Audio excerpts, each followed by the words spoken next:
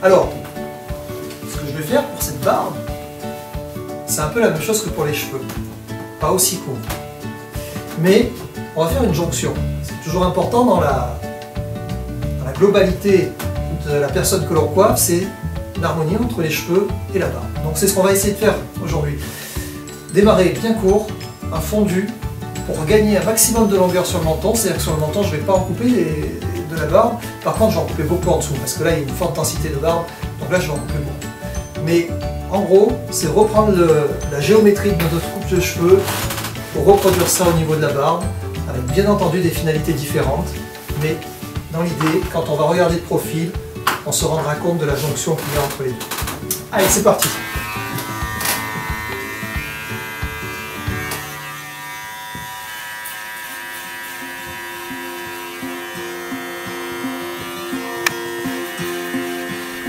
Quand on commence à entretenir une barbe, je sais pas vous, mais moi j'ai toujours pas une appréhension, mais je sais qu'il va falloir que je me remette en question. À chaque fois. Une coupe de cheveux, le cheveu on regarde, on voit assez facilement son implantation, on voit sa texture, sa nature. Bon, la barbe c'est pas forcément le cas. Vous voyez les zones que je suis en train de travailler là, les zones de cou, ça part dans tous les sens. Il y a d'abord la taille de la barbe, ensuite le dessin qu'on doit donner à cette barbe, à travers les contours, et après le rasage. Ça fait trois choses quand même, trois challenges en quelque sorte. Hein. Donc, prenez votre temps, observez l'implantation, touchez la texture de la barbe, discutez bien avec le client pour voir, vous allez voir là sur cette scie de vidéo, il va y avoir une petite particularité. Voilà, vous allez vous en rendre compte. Eh bien, tout ça, c'est des détails qui font la différence pour votre client. C'est son style à lui. Alors s'il n'a pas de style, entre guillemets, s'il n'a pas d'idée du moins, il a toujours un style, hein, mais s'il n'a pas d'idée, c'est à vous à trouver quelque chose. Mais sinon, il faut quand même bien discuter avec lui pour comprendre ce qu'il a envie. C'est quand même son visage. Hein. Donc ça rajoute encore un challenge. Hein, parce que bon, là on travaille vraiment sur le visage de la personne. C'est-à-dire la partie la plus importante pour lui. Il peut être bien fringué, il peut être bien coiffé. Mais si on lui rate sa barbe, là ça craint complètement, quoi. Donc, et de la même manière, hein, on l'a réussi la barbe. Donc, là, ça nous met carrément en valeur parce que quand la personne a trouvé son barbier ou sa barbière, il veut plus que cette personne-là, hein, parce qu'il a confiance, quoi. C'est une personne comme son médecin.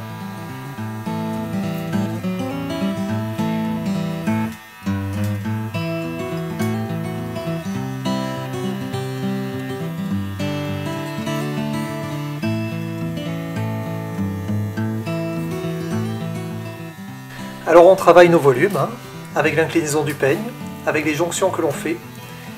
Le peigne est un outil indispensable dans ce travail-là. Ici sur la mouche, vous voyez, je viens creuser un petit peu, je viens creuser à l'intérieur pour accentuer un peu la forme naturelle de la mouche. Tout ça, c'est de l'ordre du détail. Et c'est ces détails-là qui font vraiment la différence. Soyez très précis dans votre travail. Soyez extrêmement minutieux. Si vous avez l'habitude de l'être, c'est parfait. Si vous n'avez pas l'habitude, si vous êtes un peu trop rapide dans votre travail, eh bien apprenez la lenteur. Apprenez le recul, la distance nécessaire pour vous rendre compte des choses. Parce qu'encore une fois, on travaille sur le visage de la personne. Et donc on se doit, nous, barbiers, qui arborons, entre guillemets, ce blason hein, du barbier, on se doit d'être, irréprochable. Ce qui veut dire faire de notre mieux.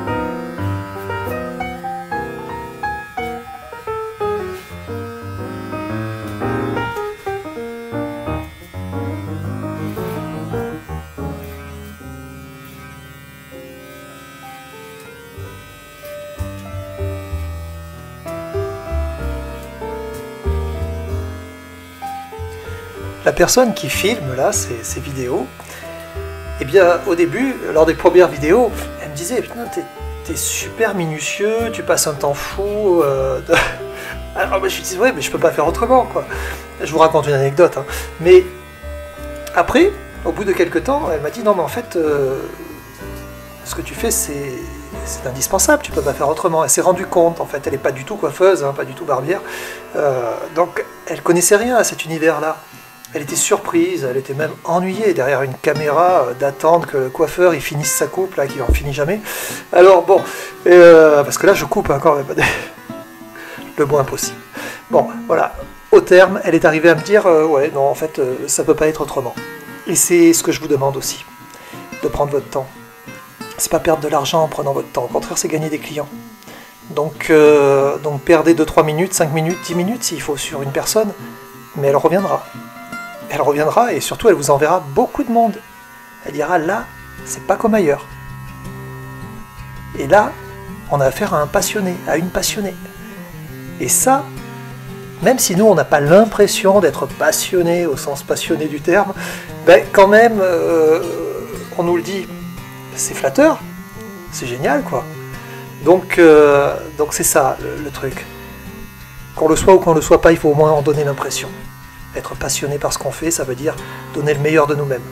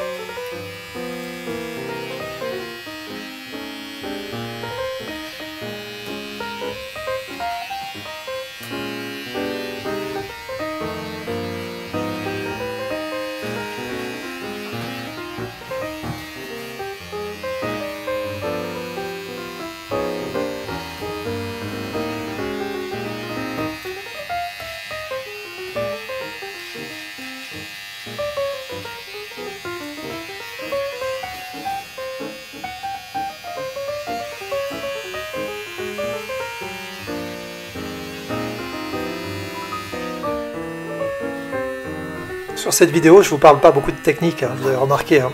Je vous parle de passion, je vous parle de visage, je vous parle de... Bon, en fait, c'est toujours la même chose. Ma technique, elle m'est propre, je vous invite à essayer, mais je ne vous invite pas à copier. Faites-vous votre style, votre technique. Tout ce que je le fais parce que j'estime que c'est une bonne solution.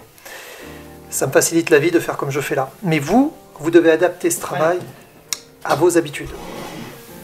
Donc, on ne fait pas du copier-coller, on s'inspire de ce que je vous montre, et de ce que vous montrent aussi vos collègues de travail, tout ça. Il faut être très observateur, même les jeunes qui démarrent dans le métier nous apprennent beaucoup de choses. Voilà, bon, là on reprend un petit peu le cours du travail.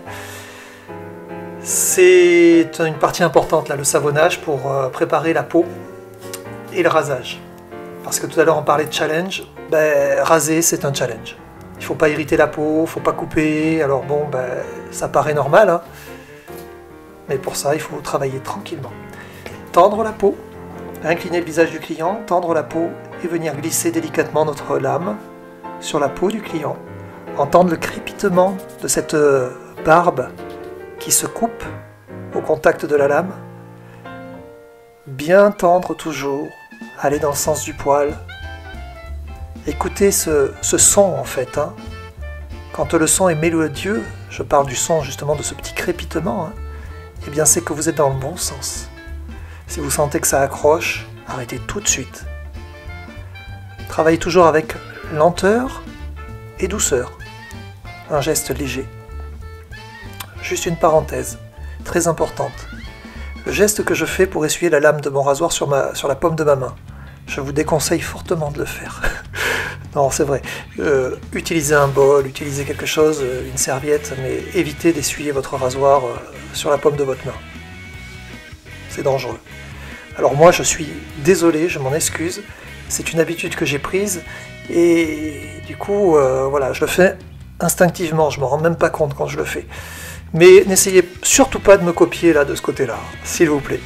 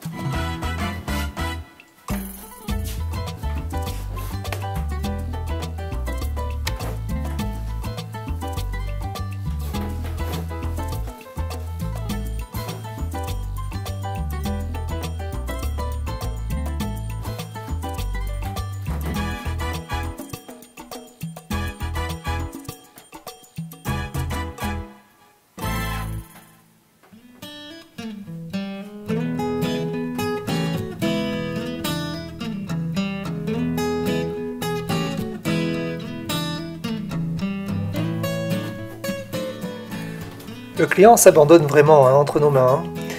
Donc chaque partie est importante et celle-ci, celle de l'après-rasage, est importante aussi. Là aussi, il faut vraiment faire preuve de contact. Quand je dis de contact, c'est-à-dire que quand on passe l'après-rasage sur le visage du client, on le passe pas en pensant à autre chose.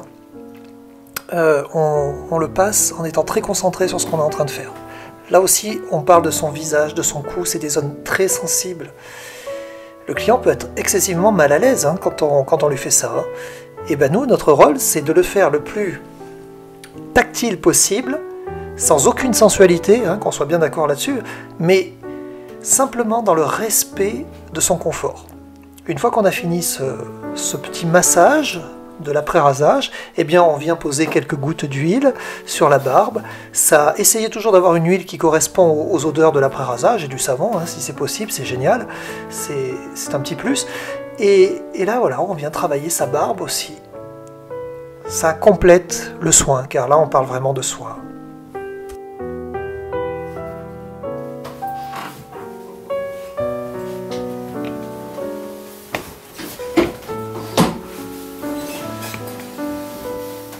Cher monsieur, un vrai gentleman.